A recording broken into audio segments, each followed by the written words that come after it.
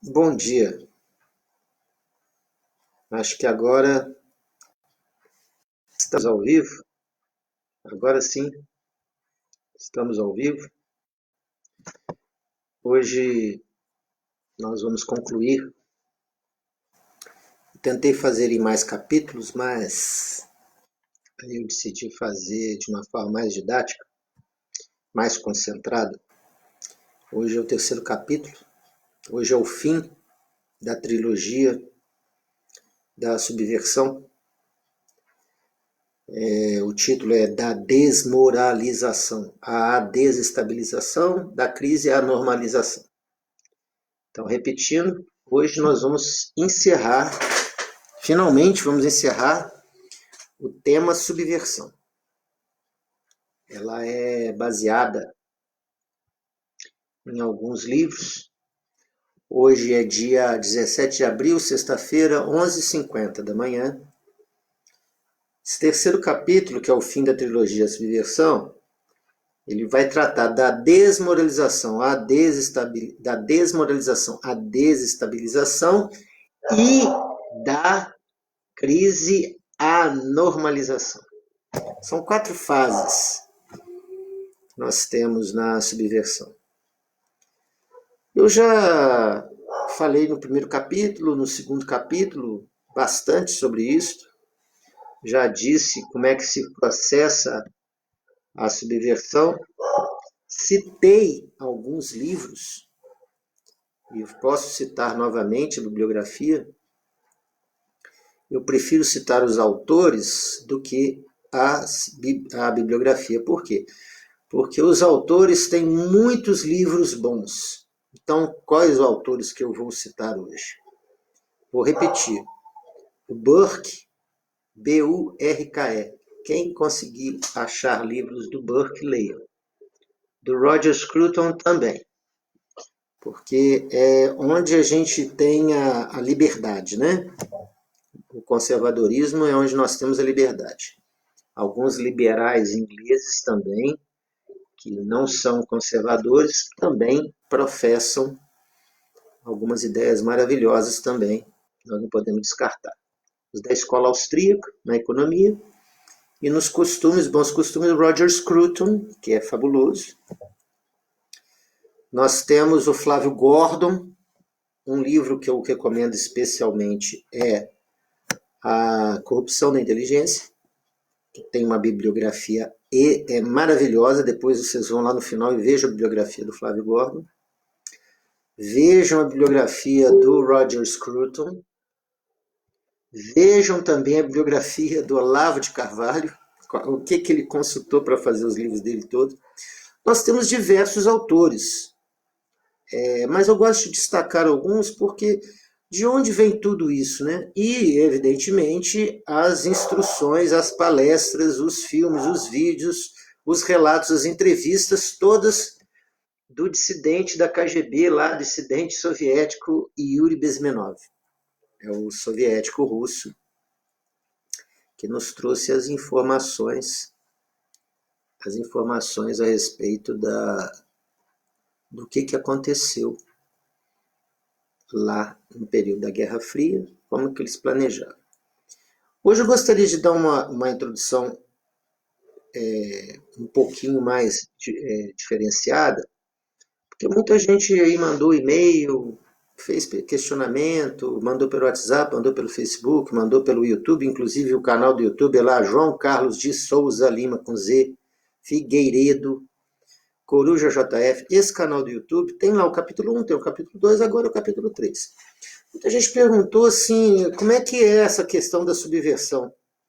Por que desta questão da subversão? Por que esse tema subversão? Por que não simplesmente vai lá e ataca um país, conquista, ou então o próprio militar não pega o país lá que está querendo introduzir o socialismo, o comunismo, como queiram, né?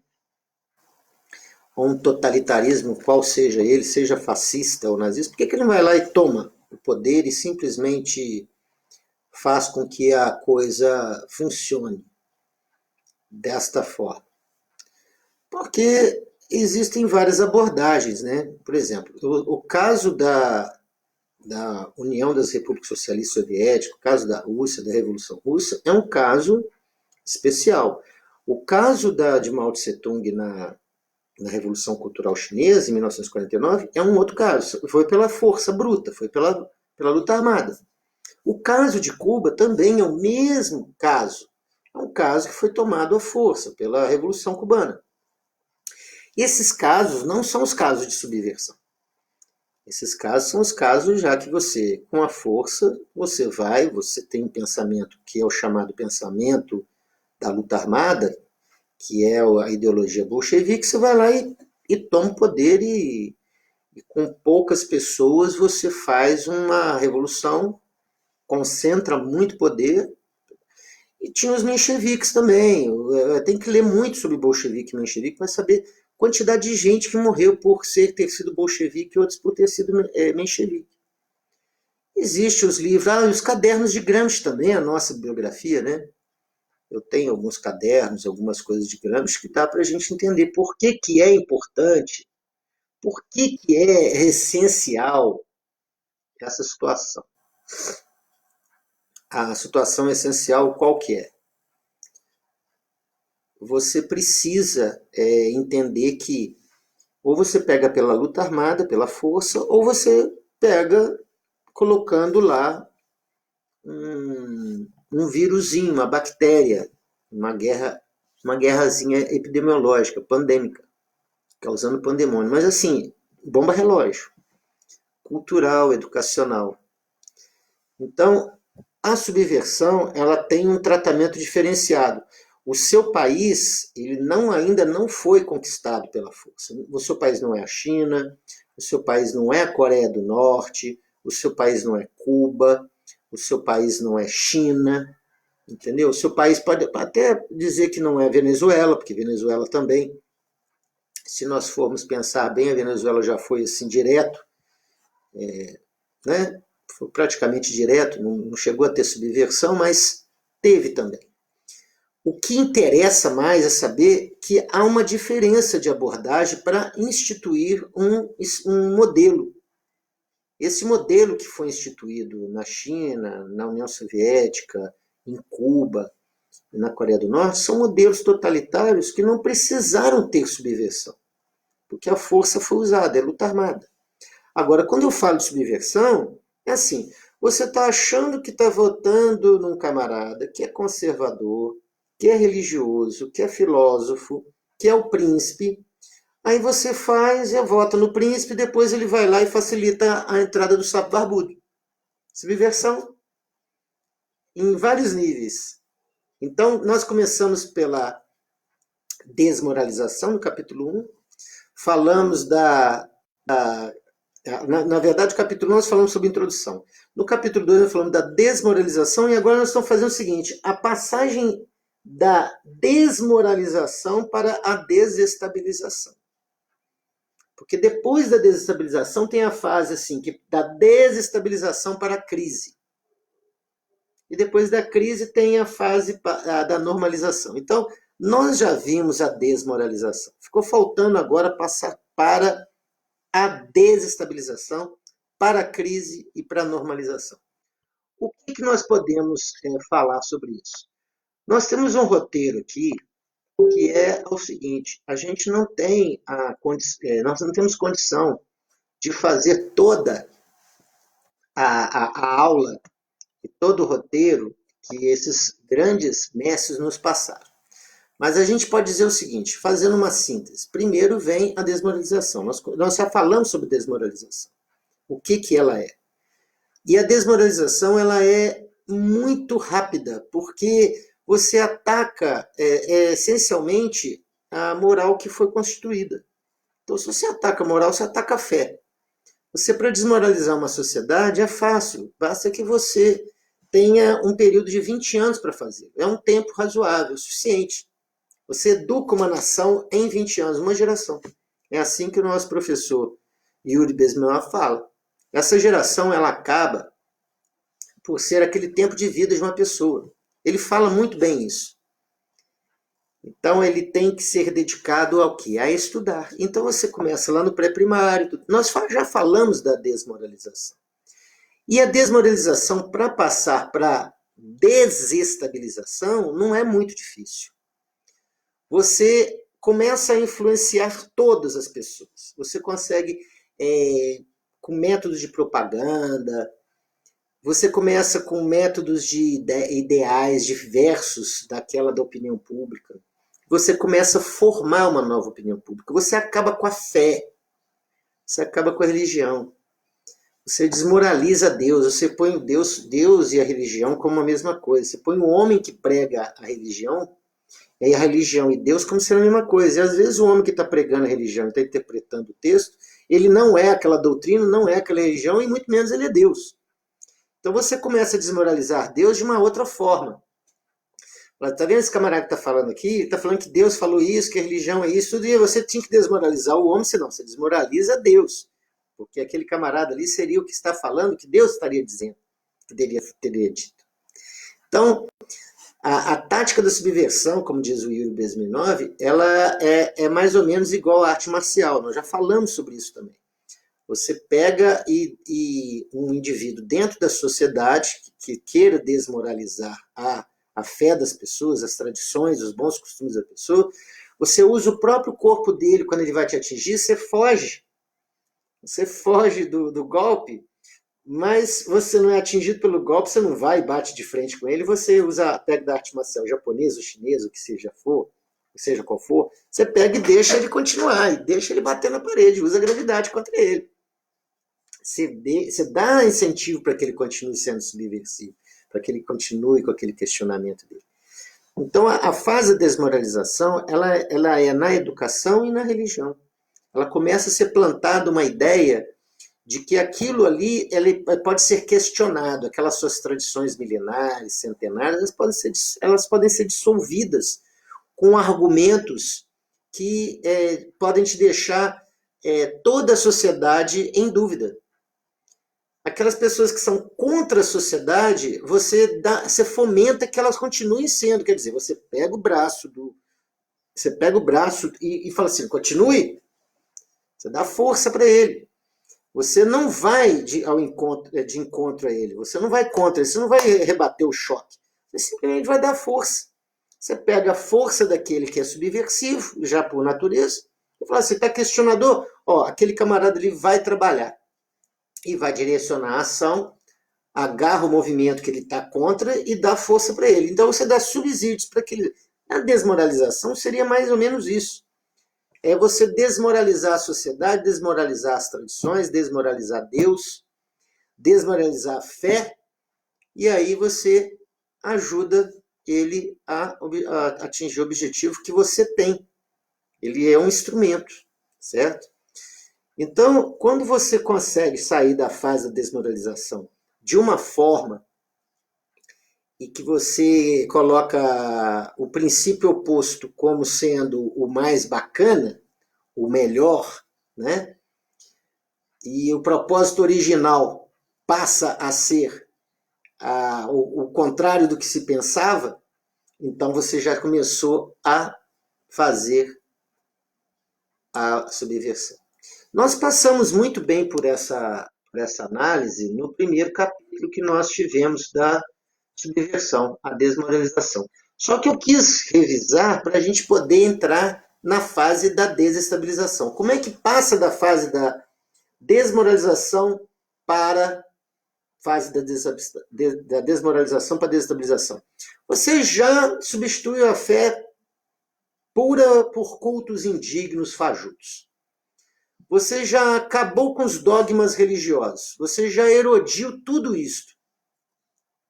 Então, o seu propósito já foi atingido de desmoralizar Deus. Não só a religião, desmoralizar Deus, seja qual religião for. Você começa a substituir por organizações religiosas que não são muito nobres e fajutamente ir contra a fé das pessoas. A fé que foi constituída à base daquela sociedade. Aí você coloca a mão na educação e mostra que eles têm que aprender algo diferente. Você tira o pragmático eficiente. Ao invés de você ensinar matemática, física, química, tem que ensinar a história dos conflitos humanos, comida natural. Quem fala isso é o Yuri Bezmenov. Ele fala muito isso.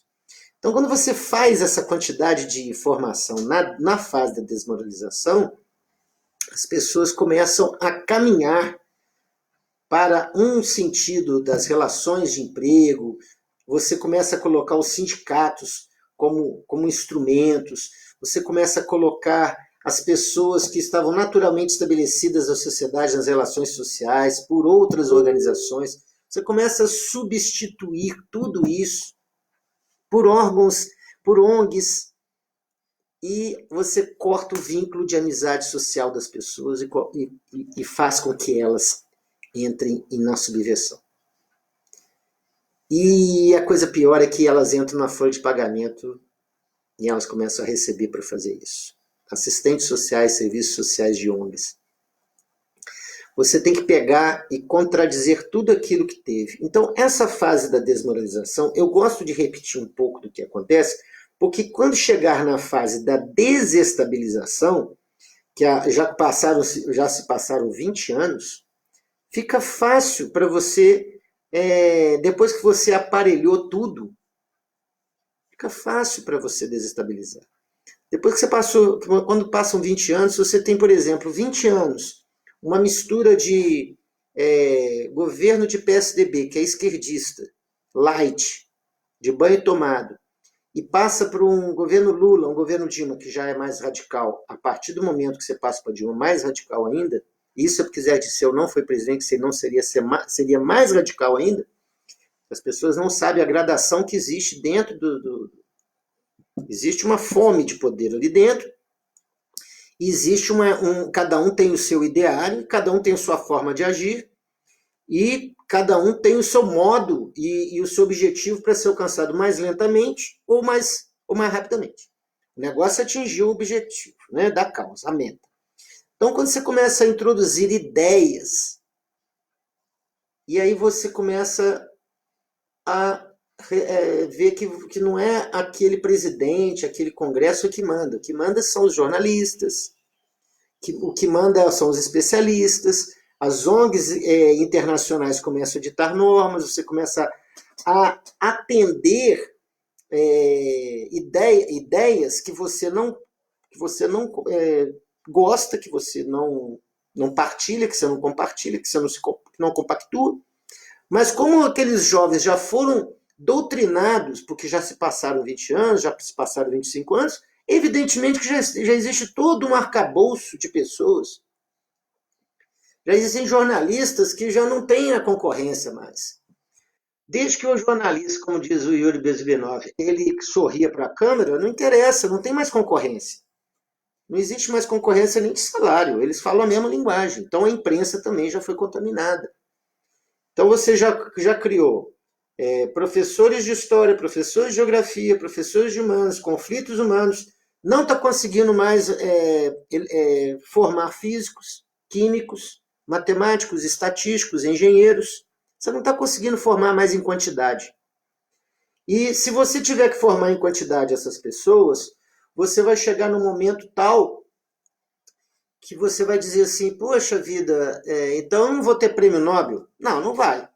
Você não vai ter prêmio Nobel nenhum, porque você não parte para o pragmático, você parte para aqueles camaradas que vão sempre introduzir a história do conflito humano e social. É isso que é importante.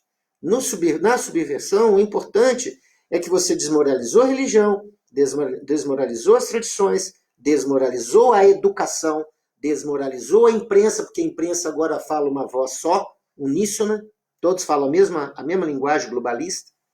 Você começa a introduzir um anticristianismo ou um anti-outro tipo de religiosidade, para que introduza o seguinte, olha, o que vale é o que nós falamos, e vocês já estão aceitando. Aí os professores começam a formar as novas gerações. Aí entrou uma pessoa no primeiro ano do fundamental, no segundo ano do fundamental, passado mais 20 anos, aí acabou. Aí 40 anos são duas gerações. Você já tem toda a estrutura para fazer o seguinte. Aí vamos fazer uma transição. Aonde que eu queria chegar? A transição da desmoralização para a desestabilização. Como é que você fez isso? Todo concurso público que tiver, você não vai ser aprovado se você for uma pessoa que tiver que fazer uma redação sobre algum tema de acordo com o que você pensa. Você vai ter que ir contra os seus princípios e fazer uma redação, uma prova, uma doutrina, alguma coisa, você vai ter que escrever exatamente o que eles querem. Você já passa a não ser aceito nas universidades, nas redações, você passa a não aceito em prova escrita, em questões que você tem que escrever, porque aí você vai manifestar o seu pensamento, mesmo que esteja fundamentado, fala, esse aqui não, esse aqui a gente tem que barrar. Esse aqui não é dos nossos. Esse aqui não foi doutrinado. Então, aí você começa a dar cotas, não as de hipossuficiência financeira, você dá cotas raciais, você dá cotas de tudo quanto é tipo de coisa para introduzir o elemento que eles querem que entre em conflito humano, conflito social. Então, a desmoralização para a desestabilização, você já está desestabilizando o sistema, porque só vai entrar no sistema, só vai entrar dentro do Ministério da Saúde, Ministério da Educação, nas bibliotecas, nas universidades, nas faculdades, nos serviços públicos, federal, estadual, municipal, só vão entrar ali aqueles que vão passar no concurso, em vestibulares, aqueles que pensam igual. Então você não consegue nem entrar no sistema pelo concurso público para ser efetivo, para ser estável. Porque é a desestabilização do sistema. Você já contaminou o sistema, você já subverteu o sistema e o sistema já pensa de outra forma.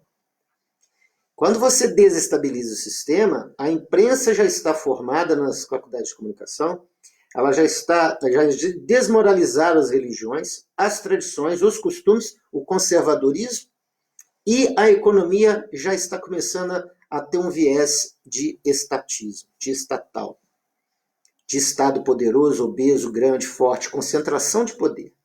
Quando isso acontece, a desestabilização já está a caminho.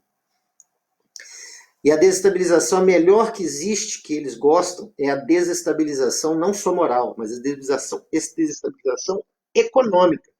Porque quando você tem a desestabilização econômica, até nas relações de emprego, nas estruturas de poder, no Estado, você lentamente consegue colocar grupos de pessoas que já não têm qualificação e não têm aquela vontade que o povo quer. Não é daquela vontade popular, já é a vontade do que foi subvertido. Então, aquilo vai contra até o que o avô pensa, o que o pai pensa, entra um conflito de geração que já é natural que exista, mas foi mais fomentado. Os filmes antigos, por exemplo, como Yuri Bezmenov diz, eles tinham um mocinho bandido. Aí você torcia para o mocinho.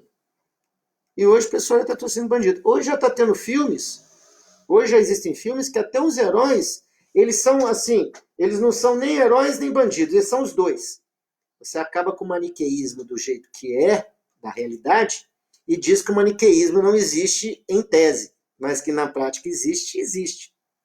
Aquela coisa do 70% bom, 30% mal, 80% bom, 20% mal. Não existe mais isso. Todo mundo é mal o tempo todo e bom o tempo todo, depende do seu interesse. Então você coloca tudo mesmo no mesmo saco e você desestabiliza e você cria conflitos internos de grupos e ódio entre as pessoas. Quando você acaba com a lei e com a ordem, você já começa a falar que o militar não presta e o bandido é um coitado. Então você começa a inverter toda a sistemática. O sistema fica corrompido o seguinte, não, o bandido, coitado, o professor, eu chamo de professor, porque é um professor da propaganda soviética, né? O professor, ele fala que existe aquele sujeito legal, o camarada é o maior bandido, mas você pede para ele pedir para colocar fogo na casa de um amigo meu, que é meu inimigo agora, e ele se recusou, então ele é gente boa. Então, esse exemplo é muito claro. Você começa a colocar todo mundo como mal e tem aquele mal que é o mais bonzinho que vai te agraciar com a liderança e levar o socialismo, o comunismo como um totalitarismo aceitável, um Estado forte, controlador, regulador. Então, a premissa maior que ele fala, inclusive, é que você não matará, né? Mas aí você já fala assim, não, ele pode matar. Ele já pode matar porque eu já entendi que a causa necessita que ele mate. Então, assim, o bandido passa a ser herói, o herói passa a ser bandido, aí você confunde tudo. Então, o sistema já está corrompido. O vírus, a bactéria já entrou, está todo mundo infectado. Já ninguém escuta mais o lado que tem um pouco mais de razão, um pouco mais de ciência, não existe. E ele começa a fazer que as relações de trocas naturais de dinheiro desapareçam. Então, você, por exemplo, tem um camarada que tem o sapato e tem um camarada que tem o leite. Eles começam a trocar o sapato e o leite. Aí aparece o terceiro sujeito, que é o Estado, e fala assim, não, me dá todo esse sapato, todo esse leite, eu vou distribuir para quem eu quiser. Então é isso que acaba não dando certo. Então a economia vai começar a entrar em colapso. Aí, quando começa essa história de socializar o que um trabalhou, o que o outro trabalhou, e fala assim, não, não vão trocar vocês dois, não. Você dá para mim que eu distribuo para quem eu quiser. E fica todo mundo com problema, porque nem todo mundo vai conseguir ter aquela quantidade de recursos de sapato de leite como deveria ter. Então você não gera riqueza, você é contra a propriedade privada, você é contra o livre comércio, você passa a tolir a liberdade das pessoas. Então, a partir desse momento que a negociação entre as partes privadas começam a inclinar, você começa a entrar no sistema da desestabilização. Aí você começa o sindicato a querer o aumento de salário para uma produção que não vai dar aquela quantidade de demanda, porque o preço vai ser caro. Aí você passa a aumentar os impostos, porque você precisa distribuir a riqueza entre aqueles que não têm ainda o trabalho. Então, assim, a escala, em vez de ser 20% de imposto, é 50%, 60% de imposto. Aí o camarada não consegue produzir, o Estado toma para si a responsabilidade de distribuir, e o empresário, o privado, que foi sacrificado, que não consegue pagar salário, não consegue contratar e não vai empreender mais seu dinheiro, passa a ser o bandido. Porque o Estado agora é o dono dos impostos. Ele que fala para quem que vão aqueles impostos, qual o modo de socializar aqueles impostos para poder fazer com que as pessoas sobrevivam. Então você interfere na negociação privada, você coloca o sindicato não mais como aquele que estava querendo melhorar as condições de trabalho, mas criar situações irreais que faz com que a economia não seja mais estimulada. Porque você poderia ter 20% de imposto para muita gente produzir, com livre concorrência, você deixa pouquíssimos com a condição, pagando 60% de imposto em vez de 20%, e aí a economia desestrutura. Então você começa um processo chamado desestabilização. O processo de desestabilização de economia faz parte de todo o processo da desmoralização.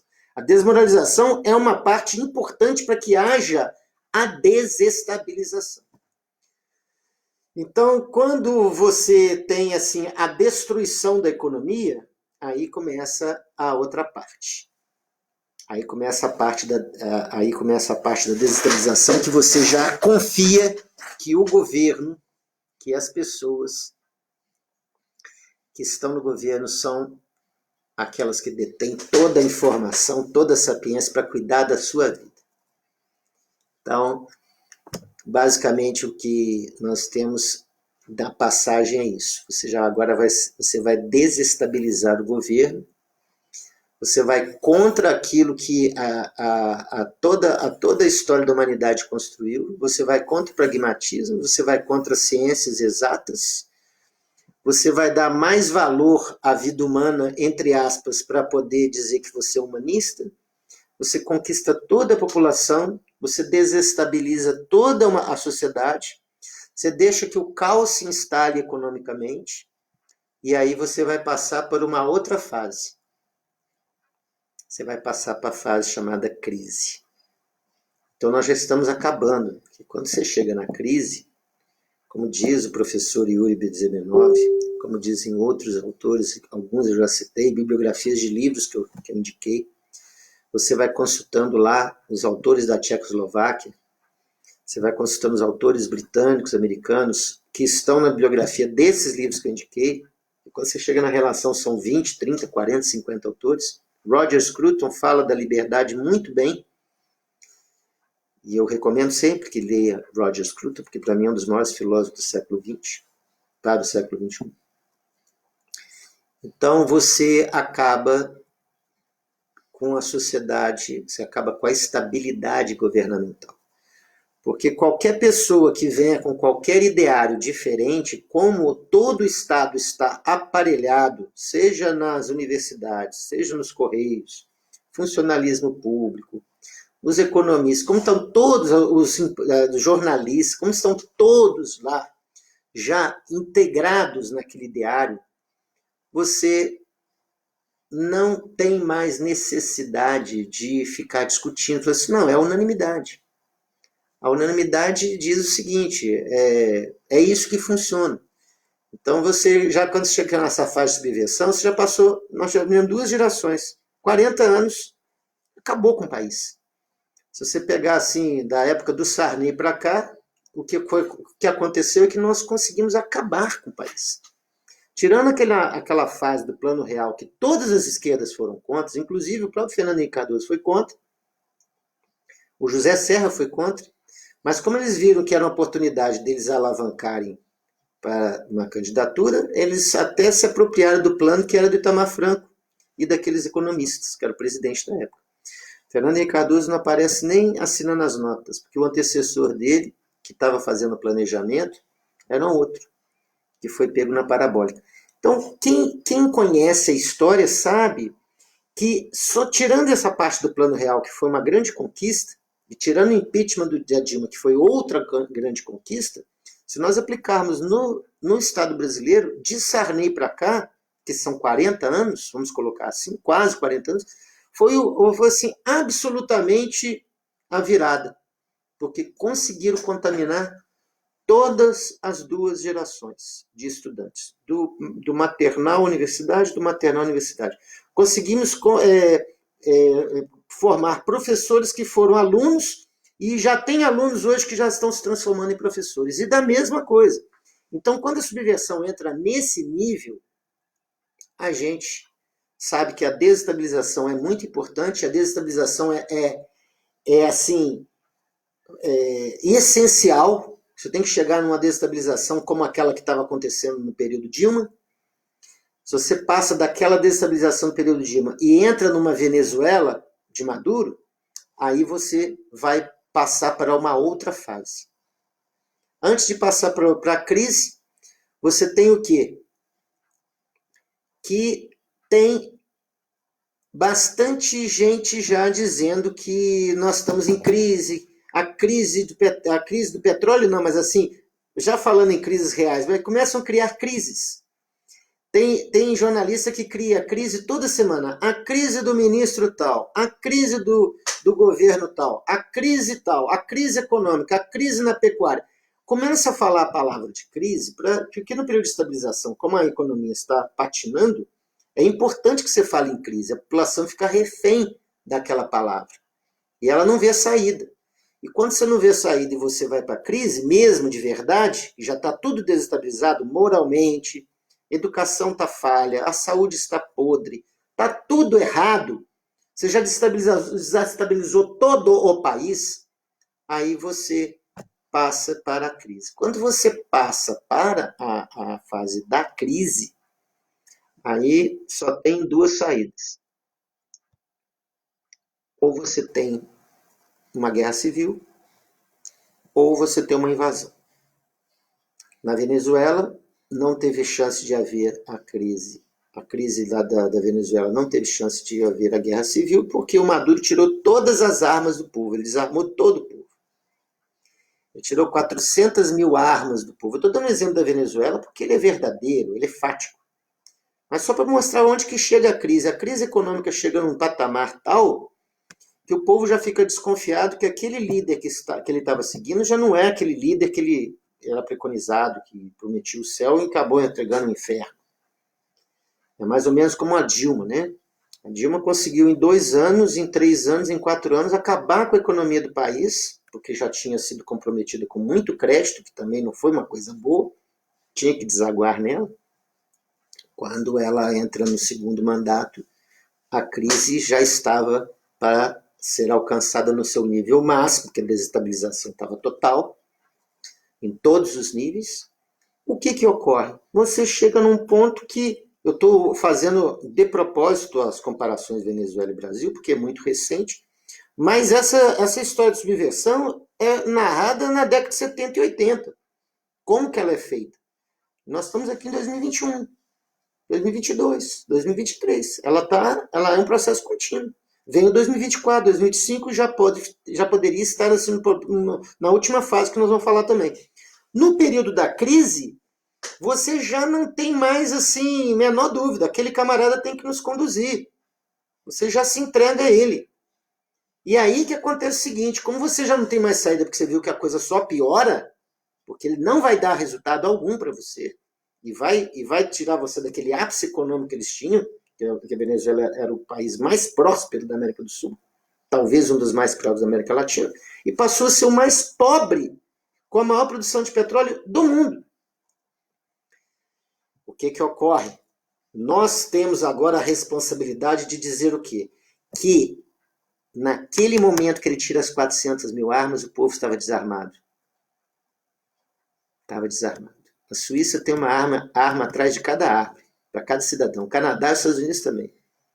Então não vem o presidente querer fazer tirania, querer incluir ditadura, não, porque o povo toma no braço, na arma. Não. Maduro tirou e nós aqui no Brasil também tiramos. Retiramos do mercado, informal, formal, e eles lá tiraram 400 mil armas. O que o Maduro fez com essas 400 mil armas?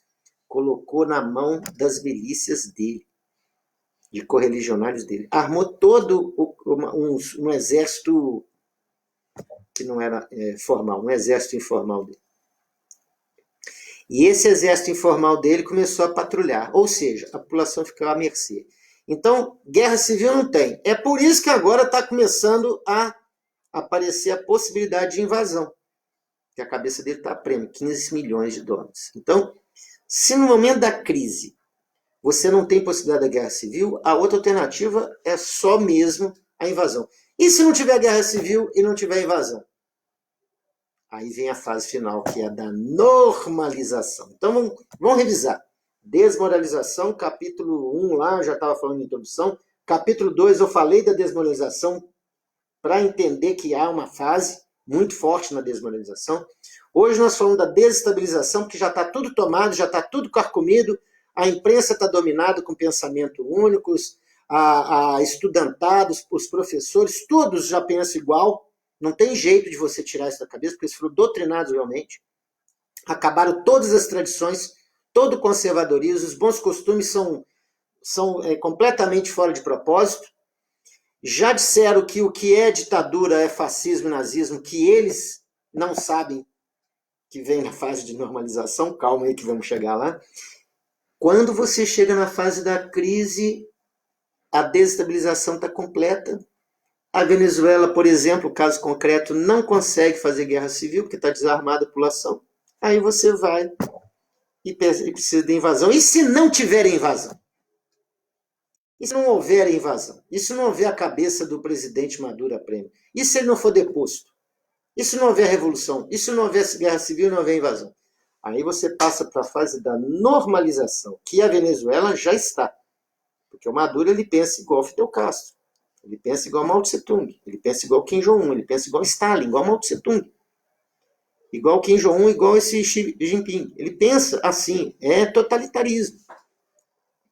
E não tem eleição que se faça que ele perca. Então, quando você chega nessa fase da normalização, como na Venezuela, aqueles grupos que estavam lá antes não estavam desmoralizando e desestabilizando, como aqui no Brasil estão, ficou mais fácil. Já normaliza. Agora, quantas pessoas que vão ser mortas por causa disso? Traidores. Quantos traidores vão ser mortos? Aqueles traidores do conservadorismo. Porque eles são muito mais da família. Eles são muito mais apegados às estruturas básicas familiares. Porque eles sabem que é a base da sociedade do que qualquer conservador de livre pensamento, livre pensador liberal.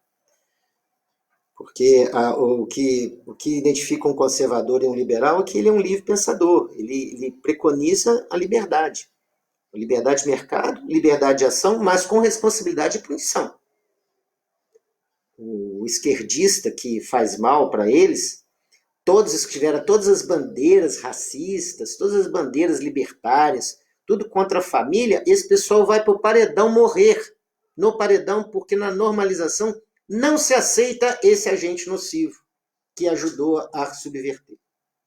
Então tem aquele que sabe muito, que é o subversivo que sabe muito, que está na lista para morrer, já está na lista da KGB, entre aspas, para morrer, já está na lista de Cuba para morrer. Aquele ali não fez bem para a sociedade, não faz bem para a sociedade, é bom para destruir uma sociedade. Mas como ele pensa daquele jeito mesmo, se vier para a nova sociedade, que agora é a normalização, é colocar agora o que eles pensam, o totalitarismo, a ditadura comunista, socialista, esse cara é nocivo. Por quê? Esse camarada é nocivo porque ele é contra a família, ele é a favor das drogas.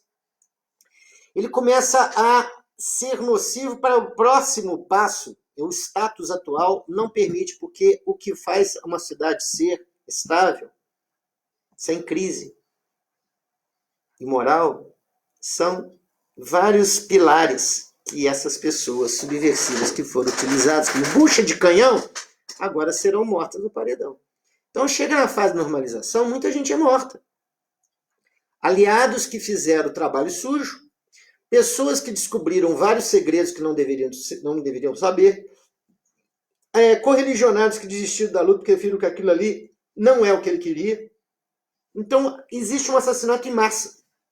Prisões que a pessoa sai de lá morta porque morreu por alguma doença.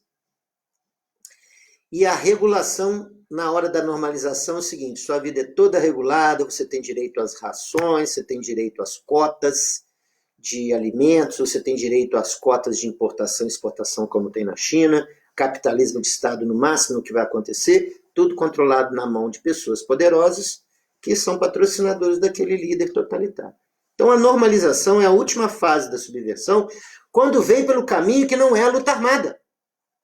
A subversão ela vai carcomendo a sociedade por dentro, para depois chegar e falar assim: olha, tudo aquilo que foi feito aqui para destruir a sociedade de vocês, não vão falar isso, mas resumindo seria isso, agora vão ser mortos porque eles são traidores da pátria. Mas são traidores de qualquer pátria, da anterior e dessa. Então eles não podem, eles não são úteis, eles vão ser mortos. Então no período de normalização já fica normal o quê?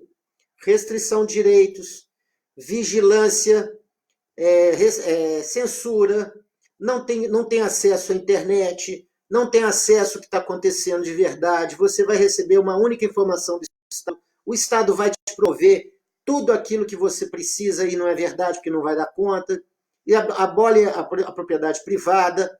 Você já entrou num sistema seguinte: como o caos econômico foi instituído na desestabilização, o Estado vai prover tudo, ninguém vai morrer de fome, liberdade não existe mais, vigilância com câmera, vigilância internet, vigilância total.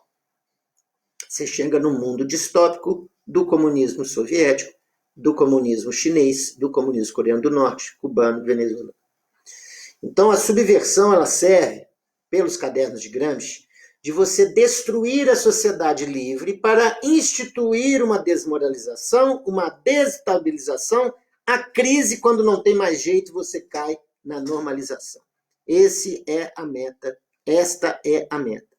Então, aqueles esquerdistas que achavam que estavam trabalhando por um socialismo, por um globalismo, por um planeta melhor, e que fizeram aquele discurso todo que já estava com a lavagem cerebral toda feita, na verdade, esses são os elementos mais nocivos e serão aqueles que vão ser mortos em primeiro lugar quando a ditadura vier, a ditadura vermelha.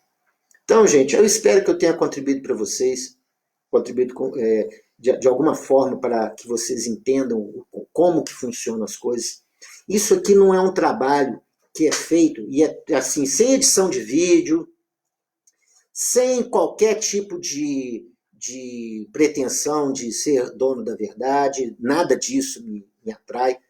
É trabalho de muita reflexão, tanto que é improviso, tudo aqui está de improviso, não tem nada aqui que seja roteiro programático, estanque fechado, não hermético. É tudo muito do que eu aprendi, do que eu li, do que eu analisei e refleti durante 40 anos da minha vida. E tem muita bibliografia, tem muita coisa nos vídeos que vocês poderão ver, o 1, o 2, o 3, muitos livros que eu cito que vocês vão falar, pô, peraí, não tirou aquilo do nada? Tem fontes para poder dizer o que está dizendo. Inclusive com dissidentes que vieram nos explicar como eles fizeram a invasão vir devagarinho para tirar as nossas tradições. E depois vocês perguntem a si mesmo, quem foi o único prêmio Nobel do Brasil? Pragmático, cientista. Qual foi? Que chegou mais perto de ser um prêmio Nobel, que não foi. César Lattes. Ele não chegou a ser prêmio Nobel. Foi o que chegou mais próximo. Não temos prêmio Nobel. Tivemos muito próximo com outro cientista também, mas não chegamos. O que acontece é que o Brasil ele produziu só filósofos dos conflitos humanos criados por professores subversivos. Criaram alunos subversivos para serem professores subversivos e chegarmos no ponto que nós chegamos na época do impeachment da Dilma. Só que eles estão aí ainda hoje, seguindo globalistas, seguindo líderes mundiais que não foram eleitos, como se essa Constituição Mundial fosse maior que a nossa Constituição Nacional. Isso é para que vocês reflitam que a subversão chegou no seu grau máximo. Só que nós estancamos, estamos tentando estancar, mas a nossa missão não está completa ainda não, porque nós temos que barrar a meta da crise, da guerra civil, da invasão e da normalização. Nós ainda estamos na fase da desestabilização, para ir para a crise. Desestabilização, para ir para a crise. E a gente fica estancando, a gente fica barrando. Então, isso aqui, esse curso foi mais para alerta. Não foi só para instrução, mais para alerta. O que nós estamos vivendo hoje, em abril de 2020, é um reflexo de tudo aquilo que nós deixamos acontecer. Até a próxima. Tudo de bom.